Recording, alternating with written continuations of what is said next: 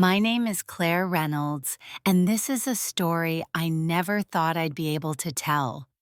Not because I didn't want to, but because for the longest time I didn't realize there was anything wrong to begin with. I grew up in Plano, Texas, in a deeply traditional household where family was everything, at least that's what we were taught to believe. But in our family tradition was another word for obedience. It meant that girls were trained to be silent, to serve, and to surrender, especially when it came to marriage. And for us, marriage didn't happen at 18. It didn't wait for love or college or dreams. It came the moment a girl had her first period. That was the signal. That was the mark. That meant you were ready whether you were 12, 13, or even just 11. The moment you bled, you were considered ripe for marriage, and your future would be decided for you usually with a man twice or even 3 times your age. We didn't question it, we didn't fight it, we didn't even think to. It was just how things were done in our family. At the age of 8, I watched my cousin Rachel be promised to a man in his 40s. 3 days after her first period, the engagement party was held in our backyard. He was a real estate agent with 3 kids, all older than her. His first 2 wives had passed away from natural causes before turning 20. No one dared speak about it, but I saw the way Rachel's hands trembled. I saw her eyes hollow, distant, resigned. That night, something inside me snapped. I couldn't explain it. I didn't even know what I was feeling. But I remember lying awake in bed, heart pounding, and deciding I would do anything to avoid that fate. Anything. I was only 10, but I started reading quietly in the corner during family gatherings, pretending to be invisible. I memorized the order of who got chosen first. And then I noticed something strange. The girls who were thinner, who hadn't developed much, were always chosen last. That's when I began skipping meals. Not because I hated food, not because I wanted to be thin, but because I was terrified that my body would betray me. That one day I'd wake up with blood on my sheets and a stranger at my front door offering dowry in return for my future. If staying small meant staying safe, then so be it. I learned later that your body needs a certain percentage of fat to start puberty, but back then all I knew was that starving meant time, and I was desperate for more time. My nickname became Ghost Girl among the cousins. I was so thin, my collarbones jutted out like coat hangers. The adults would scold me for not eating enough, but no one looked deeper. As long as I smiled and said yes, ma'am, and thank you, I was still the perfect daughter. My mother, Barbara, was especially proud. She called me the obedient one. I never talked back. I didn't cry. I wore the modest clothes she picked out, and I kept my head down. On the surface, I was everything she wanted. But beneath it all, I was studying, planning, surviving. Every Friday from 1 a.m. to 10 a.m., I was assigned practice duty serving hot meals to every adult male in our extended family in total silence. I had to move like a shadow. If I spoke or made eye contact, I'd be whipped with a leather belt. 10 lashes, no exceptions. I learned to carry steaming pots with my bare hands. My mother said it would toughen me up for life in the kitchen. No husband wants a weak wife with soft skin, she said once as I held back tears, my fingers burning. She also applied whitening cream to my face every single night. "It'll make you prettier," she whispered. "Men love pale skin. You'll fetch a better husband." It stung. It smelled like chemicals. But I nodded, always nodded. And still, despite the punishment, despite the exhaustion, despite the hunger pains, I clung to the one thing I had control over: my own timing. As long as I didn't bleed, I still had hope. I still had time. At 13, I was still waiting. No period, no engagement, no whispers about my future husband. I was safe for now. But I could feel the pressure building, the eyes of my aunts, the disappointment in my mother's voice when she said things like, "Most girls your age have already been claimed." Then one morning, everything changed. I was in the kitchen helping peel potatoes for the Friday gathering when I stood up too quickly and felt a dizzy wave rush over me. I thought it was from not eating enough. But when I looked down, I saw the faintest smear of red on my legs. My heart stopped. It was here. The one thing I'd fought so hard to delay had arrived. And with it came the chains I'd been running from. I was 13 and a half when I found out the truth. We weren't in some foreign land where these rules were the norm. We were in California, United States. I'd been born here, raised here. But my mother had built a fortress of belief so strong I didn't even know there were doors to escape. She made us believe it was American law that girls had to marry young in certain cultures. She told us every girl who refused her husband either died alone or was cursed to be barren. She said rejecting a marriage would bring shame not just to our family, but to our entire community. But one mistake changed everything, a small one. I wore the wrong t-shirt. It was a Tuesday and I'd forgotten it was picture day at school. I'd thrown on a wrinkled cotton shirt that didn't cover as much as usual. Nothing inappropriate, just loose. But when I walked past my science teacher, Mrs. Rhodes, her eyes widened. "Claire," she said, gently pulling me aside. Her voice was calm, but her eyes weren't. "Have you been eating?" I lied. "Yeah, a lot. I'm just naturally small." She nodded, then asked to speak with me during lunch. I thought she'd forget. She didn't. That lunch changed everything. She left her classroom for just a minute to go to the bathroom, but she didn't lock her desk drawer. Curiosity made me peek. Inside were pamphlets, dozens of them. Titles like, "Your Rights as a Minor in the U.S." "When Tradition Becomes Abuse." Mandated reporting what every student should know. I froze. My hands trembled as I flipped through the pages, and then I saw it bold and underlined. Marriage under the age of 18 is illegal. No cultural exception, no parental consent override. I felt like the world had cracked open. The rules I'd been raised on weren't rules, they were lies. I panicked. I knew if I took the entire stack, she'd know. So I slid one slim pamphlet inside my waistband, tucked it under my waistband, and pulled my sweater down. That night, while my parents watched television downstairs, I locked myself in the bathroom and read every word of that pamphlet. I didn't sleep. I reread it again and again. By morning, I had it memorized. I started researching quietly at the public library. I found out about Child Protective Services mandatory reporting laws and even shelters that accepted underage girls fleeing forced marriage. Every time I read something new, I copied it word for word into a tiny spiral notebook I hid in a shoebox beneath the floorboards of our shed. I began making plans not just for me but for my cousins. At least 6 girls in our extended family were younger than me. Most hadn't gotten their periods yet.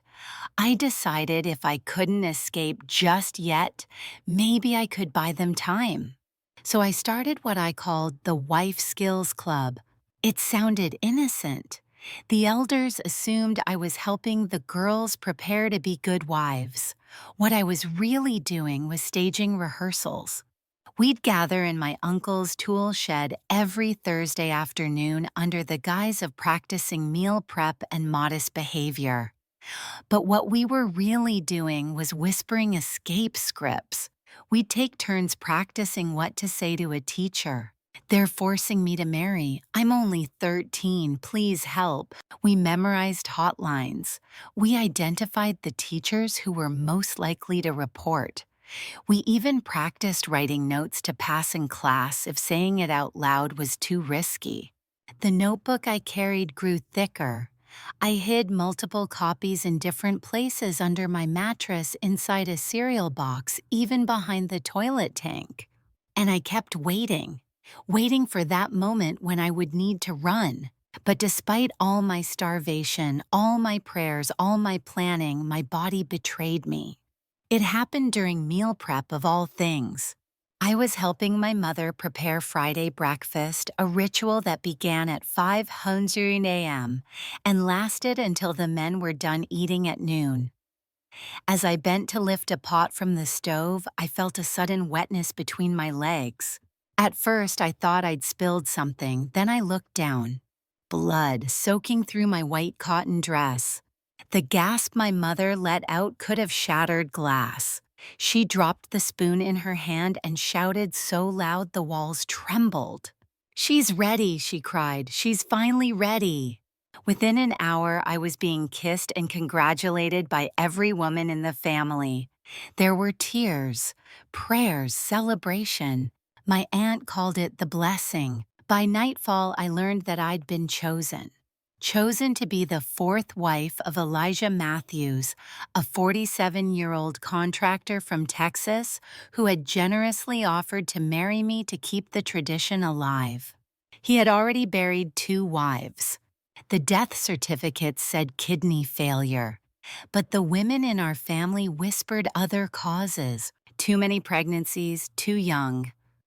And as I sat in my room that night, staring at the stack of red and gold fabric they'd laid on my bed for the wedding, I knew. The war had begun. When I bled, my mother acted like I'd won the lottery.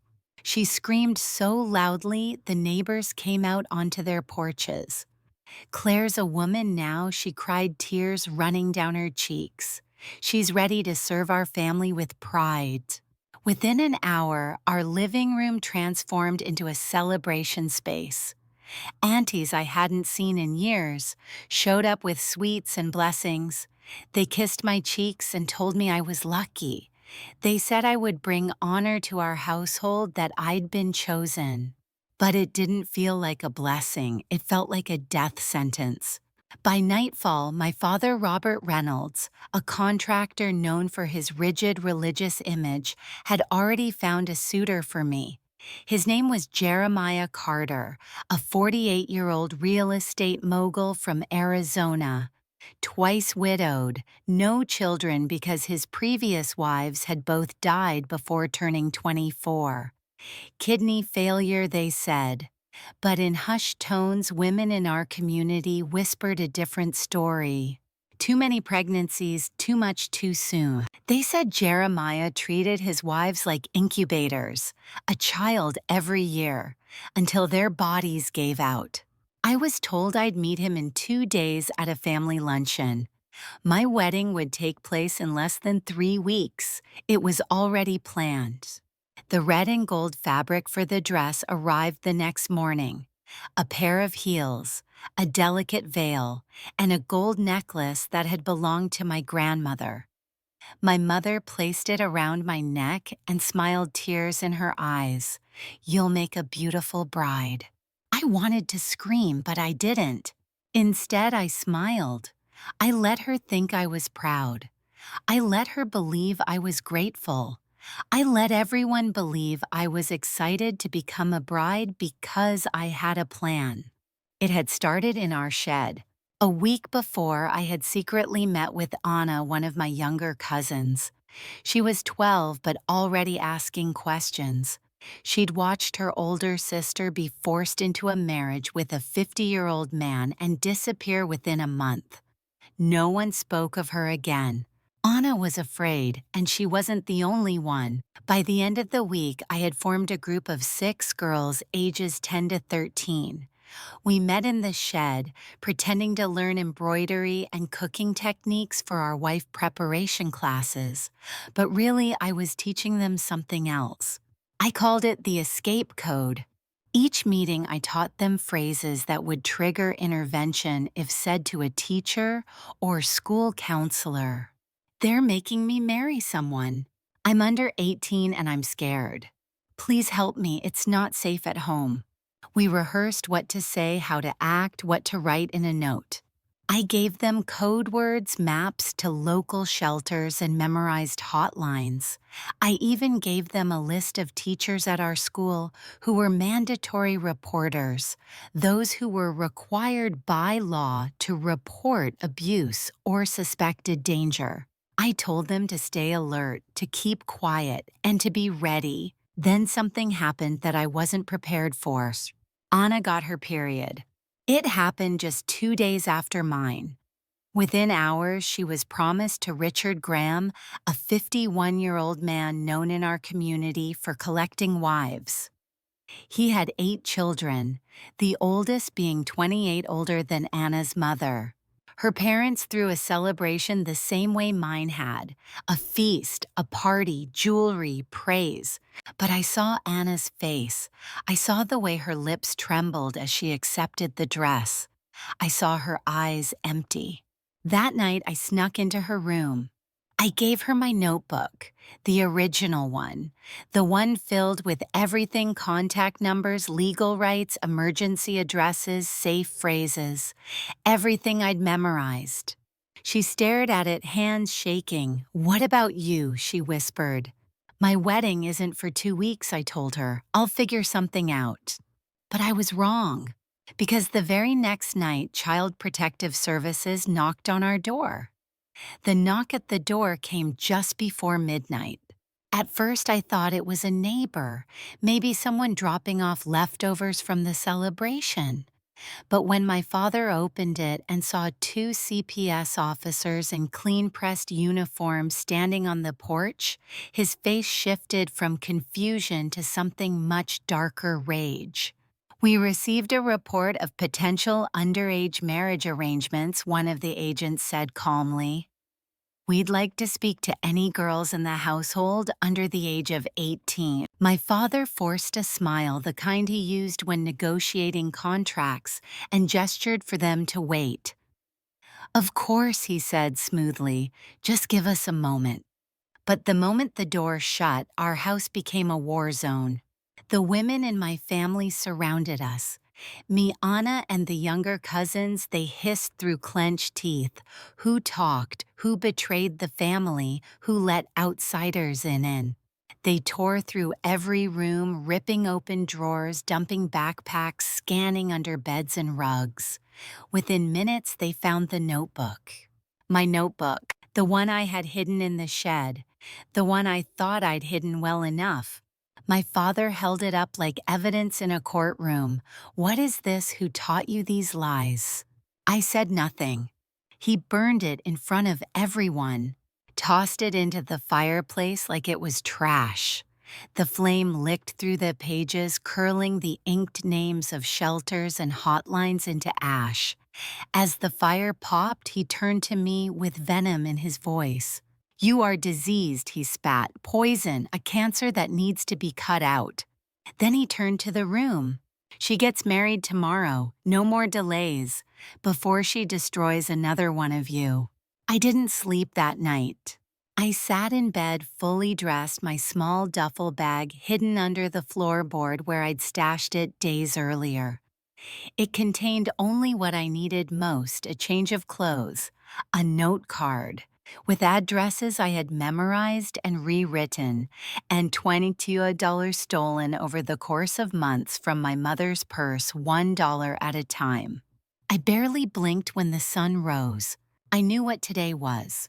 The day I was to be handed off to Jeremiah Carter, a man whose previous wives had died quietly, whose smile never reached his eyes, who would probably kill me slowly with pregnancy and silence. As footsteps echoed toward my door, I grabbed my stomach and doubled over with a groan. The door opened. My mother stepped in, dressed head to toe in red and gold, her hair covered, her face glowing. "Get up," she snapped. "The hairdresser is on the way." I gasped. Something's wrong, my stomach. She paused, frowning. What did you eat?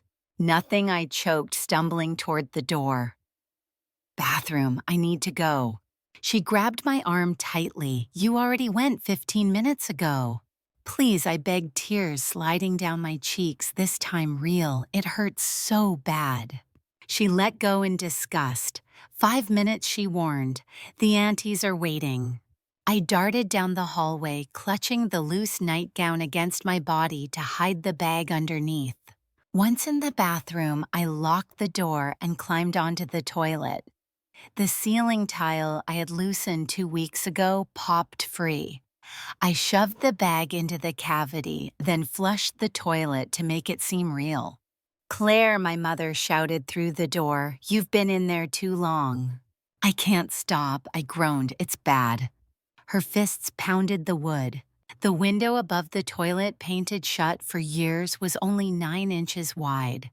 But I had been starving myself for years. I knew I could make it. I pried at the corners with the butter knife I'd hidden inside the toilet tank. The paint cracked.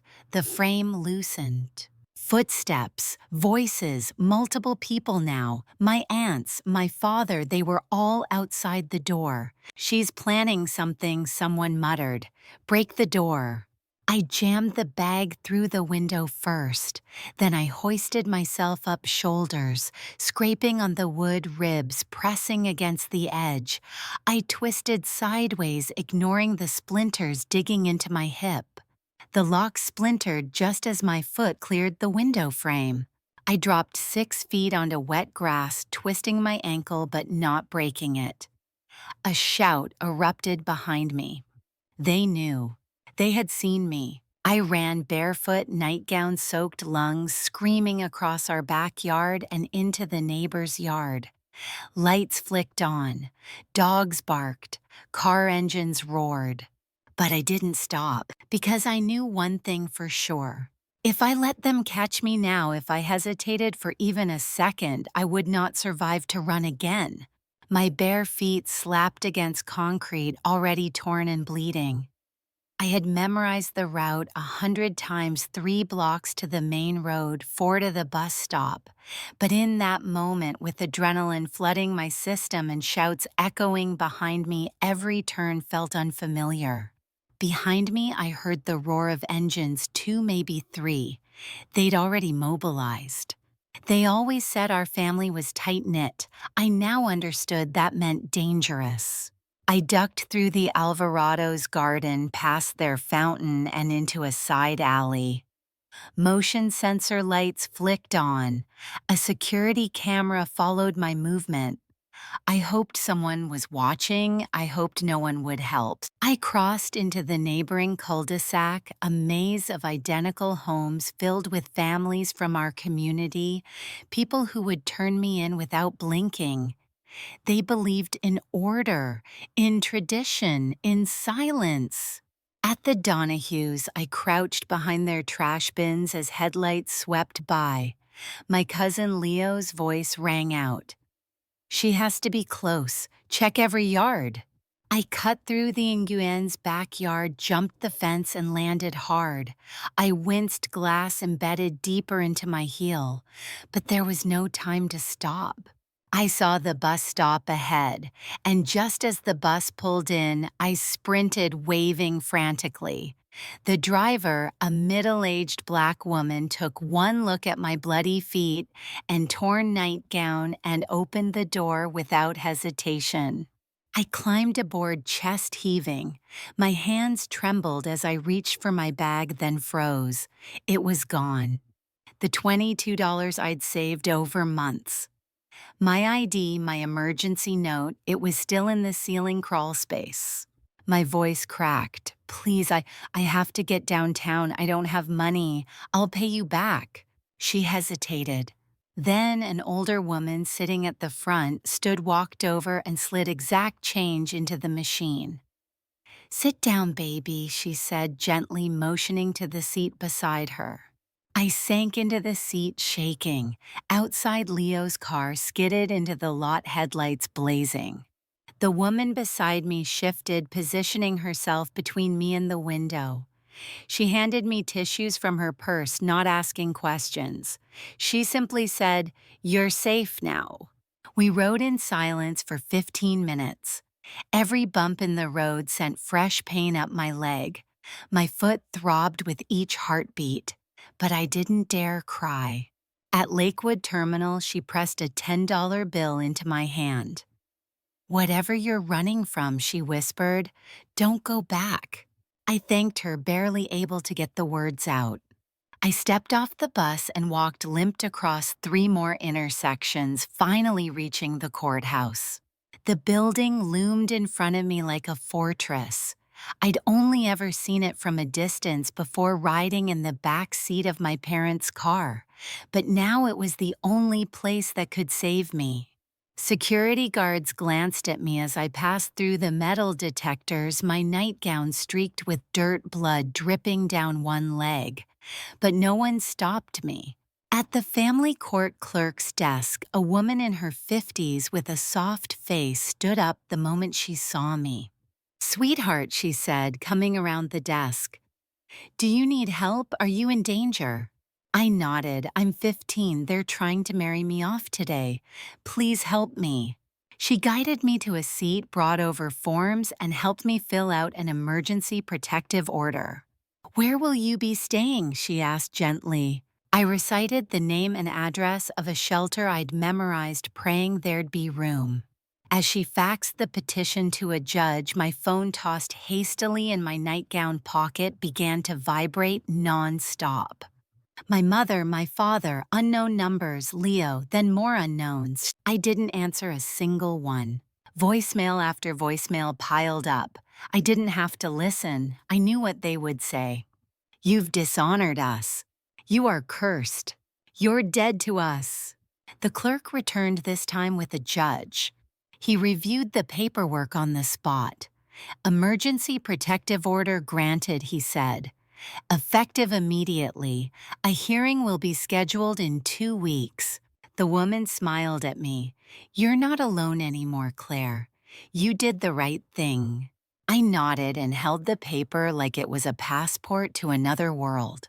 But then I called the shelter. "We're full," the voice on the line said. "We can place you on a wait list for Thursday." Thursday. My heart sank. That was 3 days away. I had nowhere to go, no backup plan. Then I remembered Ms. Ramirez, my English teacher, the one who'd shown me those pamphlets months ago, the one who'd forgotten to lock her drawer. Maybe she hadn't forgotten after all.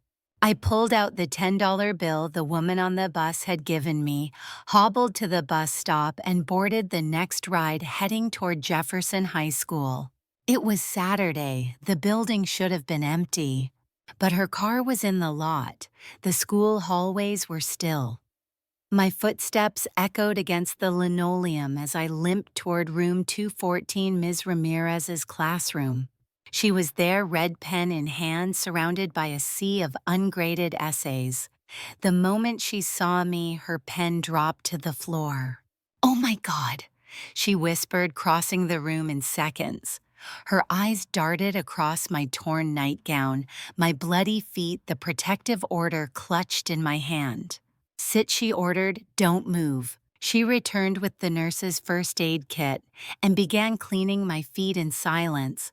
The sting of antiseptic barely registered. I had long since moved past physical pain. But the moment she dabbed away the first streak of blood, I broke down. "They were going to make me marry him today," I sobbed. He already killed 2 wives before me." Ms. Ramirez's face darkened. "Not anymore." She pulled out her phone and dialed the CPS emergency line, her voice sharp and professional. "Yes, I have a minor here with a protective order. She escaped a forced marriage this morning. Yes, she's in immediate danger." She listened carefully, then her jaw tensed. 15, that's still borderline," the voice on the other end said. "Does she have documented abuse injuries?" Ms. Ramirez glanced at my feet. "Yes, but they said self-inflicted doesn't count." My phone vibrated again. This time she picked it up. "Hello," she said firmly. Her face went pale. No, she's not sick. She's safe. She pulled the phone away and looked at me. It's your father. Of course, calm, composed, full of concern. He was using his professional voice, the same one he used at his insurance firm. She's mentally unstable, he was saying. She needs medication. We're very worried. Ms. Ramirez hung up and looked at me. How did he know where you were? My phone, I whispered. They were probably tracking it. Wipe it now, she said. Factory reset. As I did, she began making more calls. Social workers, legal aides, CPS supervisors, each one giving the same disappointing answer. No immediate proof of abuse. We can't intervene yet. I could see her frustration mounting. Then we heard a car door slamming in the parking lot. Ms. Ramirez peered through the blinds. Her voice dropped to a whisper. Get in the supply closet. No, I said, let me try something first. I rolled up my sleeves to show her the circular burns from the pot training. I lifted the hem of my nightgown just enough to show the belt marks across my back from the years of service drills. Her hands trembled as she snapped photos with her phone. Why didn't you show this before? I thought it was normal, I whispered, until I read your pamphlets.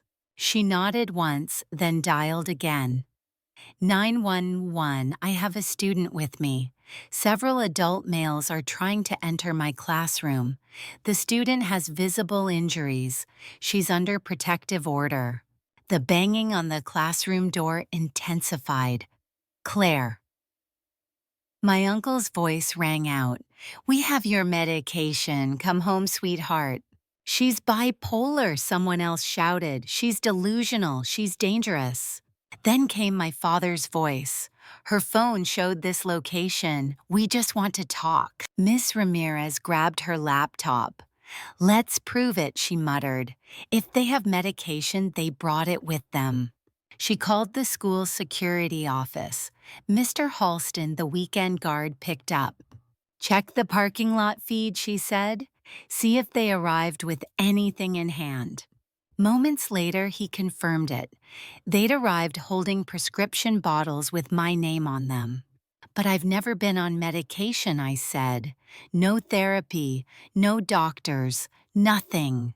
As the banging escalated, the 911 dispatcher assured us that units were en route. I turned to Ms. Ramirez. Wait, I have another way. I opened her email and pulled up the saved folder, the essays I had written for her class. Every assignment I had tucked secrets between the lines. Cooking class meant hand burns. Morning chores meant belt lashes. Family tradition meant forced obedience. She opened the documents and began reading aloud. They're trying to erase her. This is a pattern, she said, and she's not the only one. Then another name popped into my head. Call Jessica Matthews, I said urgently. She filed a report last week. She saw everything. But when Ms. Ramirez searched, she frowned. Her family moved no forwarding address. Already, I whispered, they moved her. My father's voice outside turned frantic. He was speaking in Arabic now, snapping at my uncles, waving his arms. What's he saying? The officer asked when they arrived minutes later. He's telling them to call the family lawyer, I translated, and to prepare the dowry refund. Dowry? The officer narrowed his eyes. Why would a dowry need refunding? My father froze. I misspoke. My English. Your English was fine 5 minutes ago, the officer replied. It was all crumbling now. One by one, the pieces were falling into place. Fake prescriptions, fake concern, a fabricated illness. But we needed more. That's when a woman walked in, flanked by a CPS rep. I'm Noelle Carter, she said, her voice trembling. I was Jeremiah's first wife. You could have heard a pin drop when Noelle Carter said I didn't die. Gasps rippled through the courtroom. My father's attorney shot up like he'd been burned. Objection, this witness was not disclosed. But the judge raised a hand. Let her speak. Noelle stood straight, her eyes dark, a pale scarf around her neck like a soft barrier. I was 15 when I was married to Jeremiah Carter. By 20, I'd had 4 children. My kidneys were failing. My parents told the community I died, but a nurse at Mercy Hospital helped me escape. Murmurs erupted. Some of the women behind my mother started crying. Others stared in disbelief. Noelle pulled out hospital records photos and legal identification, all showing her name and confirming she was very much alive. She turned to the judge. I couldn't stay silent when I saw Claire's face in that post. I knew what they were about to do to her, what they did to me. Her voice trembled but didn't break. My pregnancies were forced. When I couldn't conceive fast enough, I was beaten. When I cried, I was told I was failing God. My parents chose silence over my life. I only survived because someone in the system took a risk to protect me. Then she looked at me. That someone is who you became for others. My father's lawyer looked like he wanted the floor to open and swallow him whole. He stood trying to recover. With all due respect, this is a tragic case, but not directly related. It's directly related, the judge said sharply. She was nearly given to the same man. That establishes a pattern. My father finally lost control. He stood shouting something in Arabic. 2 officers stepped between him and the bench. His suit jacket flared open, revealing prescription bottles in the inner pocket, just like the ones he'd brought to Ms. Ramirez's school. "You are no daughter of mine," he spat at me, this time in English. The judge didn't flinch. "Sit down or you'll be removed." My mother stood too. Slowly, with trembling hands, she removed her scarf, her hijab, and let it fall to the courtroom floor. "We have no daughter," she said quietly. "She died today." Silence again. It didn't feel like a death sentence. It felt like freedom. As I walked out of that courtroom, the rows of family uncles, cousins, aunts refused to meet my eyes. A few whispered prayers, others cursed softly under their breath. But none of them stopped me. Not this time. Noelle was waiting for me outside.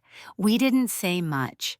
She just opened her arms and held me like someone who knew exactly how much it hurt to survive. My attorney, Patricia Monroe, was beaming with quiet pride. "The order is permanent, no contact. If they try anything, it's criminal." I was no longer a target. I was protected by law. That paper wouldn't stop everything, but it was a shield I hadn't had before. But as Patricia helped me into the car, she leaned in. "This isn't the end, Claire. They'll shift tactics. We've seen it before. Stay vigilant." She was right. Within days, the whispers began. First, my social media accounts were hacked, photos, edited, captions written to make me look unstable.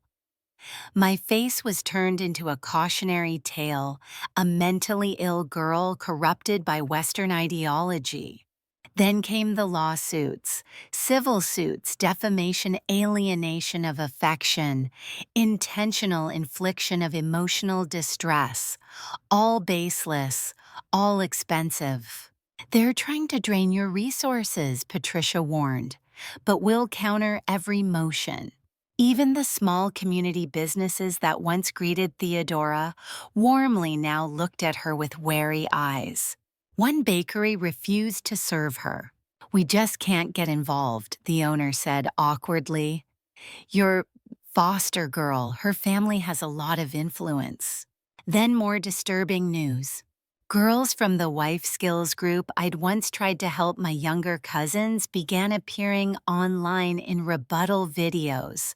One by one, they parroted carefully rehearsed lines. "She told us lies," Margie said, sitting stiffly beside her mother. "She made us afraid of our own families," said another girl. I saw it in their eyes, fear, shame, coaching. Theodora turned off the laptop. Enough, she said. This is psychological warfare. But it worked. For a moment, I wondered if it was worth it. I'd wanted to save them. Now they were being used to destroy me. That night, the doorbell rang. A woman stood on the porch in a press suit holding an envelope. I'm here to deliver legal documents to the minor child residing at this address. Theodora narrowed her eyes. Leave them in the mailbox. But I recognized her as she turned. Sarah, my cousin, 3 years older, wearing a wig and heels. Her face was lined with makeup, but her eyes shimmered with tears. She didn't say anything, just slid the envelope into the mailbox and walked away. Inside were photos: my grandmother in a hospital bed, my sister at her birthday party, my mother crying over a pot of stew. Each image curated to weaponize guilt. But one photo stopped me cold. Anna, wearing a modest dress, a diamond ring on her left hand, her eyes were blank. On the back of the photo was one sentence: she came home. She's happy now. 3 days after that phone call, I woke to the sound of someone pounding on my front door, like they were trying to break it down. Not knocking, slamming again and again. It was barely 8:01 a.m. Still groggy, I rushed to the door, heart racing, half expecting police, CPS, or some kind of emergency. What I got was far worse. Standing there was Tiffany, wild-eyed and manic, flanked by a man who looked like he belonged in a wrestling ring. He had to be at least 6'6", maybe 300 pounds, broad, bald, and stone-faced. Behind them, I spotted my mother, arms folded and wearing her usual scowl. Before I could speak, the man shoved me. Not just a gentle push, he put his massive palm on my shoulder and threw me backward into the hallway. I hit the floor hard, pain blooming through my shoulder and ribs as I cried out. They stepped inside like they owned the place. "What the hell are you doing?" I screamed, scrambling to get up. "You can't just break in here." Tiffany didn't respond. She turned to the man and barked something in what sounded like Russian. He gave a curt nod and stomped down the hallway. My heart dropped. The boys. I sprinted after him, but he was already standing at the guest room doorway. Jason and Caleb had just woken up and were peeking out, hair tousled, eyes still foggy with sleep. "Don't touch them," I yelled, trying to wedge myself between the kids and the man. He didn't hesitate. He grabbed Jason, lifted him like a sack of flour, and marched toward the front door. I lunged to stop him, but he twisted and shoved me into the wall hard. My head cracked against the drywall, and for a second, everything spun. I could hear the boys crying now. "We don't want to go," Jason shouted. "We want to stay with Aunt Marissa." Caleb's tiny voice echoed after him. "Please don't take us." My mother followed behind, silent but complicit, eyes fixed ahead, never looking at me, not even once. Tiffany brought up the rear, and as she passed me, still on the floor and holding my throbbing head, she stopped. "Pathetic," she sneered. Then she spit in my face, right between my eyes, and they walked out. Just like that. No clothes, no backpacks, no breakfast, no goodbye. They shoved those sweet, gentle boys into the back seat of a massive black SUV and peeled out of the driveway like criminals fleeing a scene. And in every sense they were. I laid there on the floor for what felt like an eternity. Dizzy, heartbroken, humiliated. My entire body was shaking, but my mind wouldn't stop replaying their faces. Jason's panicked eyes, Caleb's little hand reaching back toward me as the door slammed shut. I don't remember how long I cried, but when I finally pulled myself off the floor, I was a different person. The version of me that always hesitated, that always stayed quiet, that waited for justice to appear on its own. She was gone. I called the police. And to my surprise, they were already looped in thanks to the open CPS case. When I told the responding officer what had just happened, I could hear the urgency in his voice shift. I described the man, his build, accent, demeanor, and the SUV. I could still see the license plate in my mind, clear as day, burned there from panic and pain. I gave it all to the officer, and he promised me they would act immediately. I sat down on the living room couch, staring at the floor, trembling again. I couldn't eat, couldn't sleep, couldn't think. All I could picture was Jason and Caleb in that car, barefoot, scared, unprotected, and the woman who was supposed to love them more than anything standing by while a stranger dragged them away. This wasn't just about me anymore. It hadn't been for a while. This was about saving them from the same life I had barely survived. I didn't know what would happen next, but I knew this much: I was going to fight for them with everything I had, because no one else ever fought for me. The new safe house was tucked away in a quiet New Jersey suburb just over 40 miles from my previous placement. It belonged to a retired police officer named Frank Delaney, who had converted the apartment above his garage into a secure living space for cases like mine. Motion sensors dotted the perimeter. Cameras watched every entrance. Panic buttons sat beneath each window. It wasn't just a home, it was a fortress. But I couldn't rest. Every night I studied the address Anna had whispered to me. A house not far from where I'd grown up, another enclave where our community lived in tight clusters. I knew what it meant. There were more girls, more silence, more fear, and I couldn't abandon them. The next morning, Miss Rodriguez arrived with boxes packed full of basic school supplies and something else: our plan. We decided to take the fight further, turn those pamphlets she once left unlocked in a drawer into something larger, smarter, and harder to trace. We created packets disguised as normal homework materials, math problems concealing hotline numbers, social studies worksheets outlining legal rights, and journal prompts designed to spark awareness, not fear. Each packet carried a subtle watermark that only we would recognize.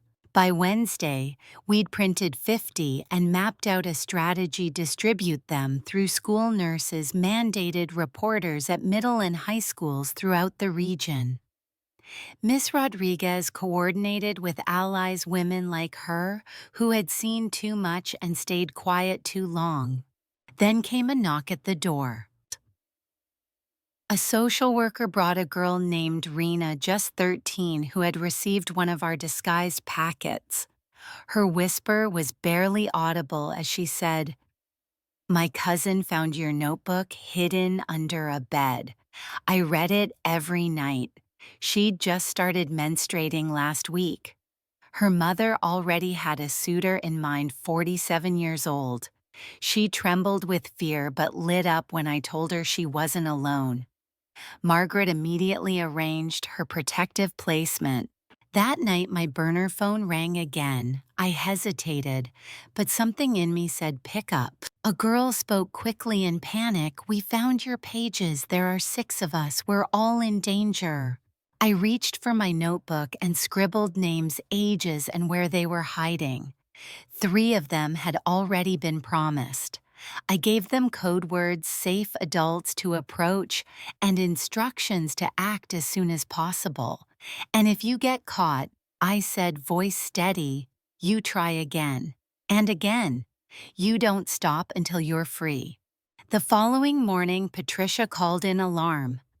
My father's lawyers had filed an emergency motion claiming I was recruiting minors and corrupting youth. They wanted me charged criminally for coercing children into abandoning their families. "It won't hold," she reassured me, "but they're trying to scare you." I wasn't scared anymore. That afternoon, I met with a journalist, Ms. Rodriguez trusted Clarissa Eng, an investigative writer for a national human rights blog. We outlined the network in detail, keeping all names confidential. She promised to publish when the time was right.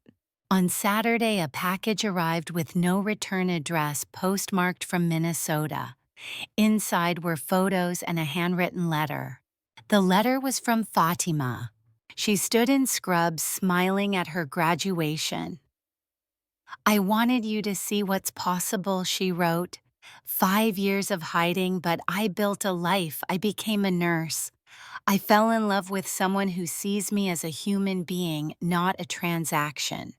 Keep going. The world needs you." I cried until I couldn't anymore. Sunday brought a call from Margaret.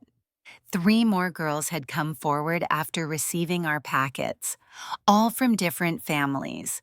CPS had already begun investigations.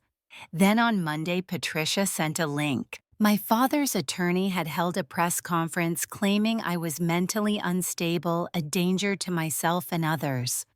But this time, we had a counterstrike. Teachers, social workers, girls who had gotten out. One by one, we published anonymous essays, voices too long ignored. By Wednesday, the Freedom Network was born an alliance of women, teachers, attorneys, and survivors. Friday was my court hearing for the renewal of my permanent protective order. But this time, the courtroom wasn't filled with those who wanted me silenced.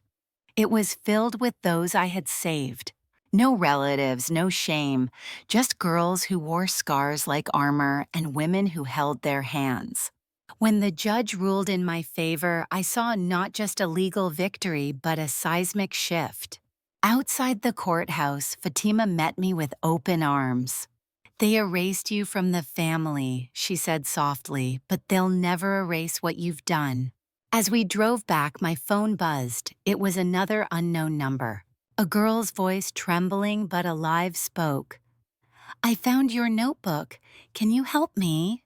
And without hesitation, I whispered the only word I knew mattered now. "Yes."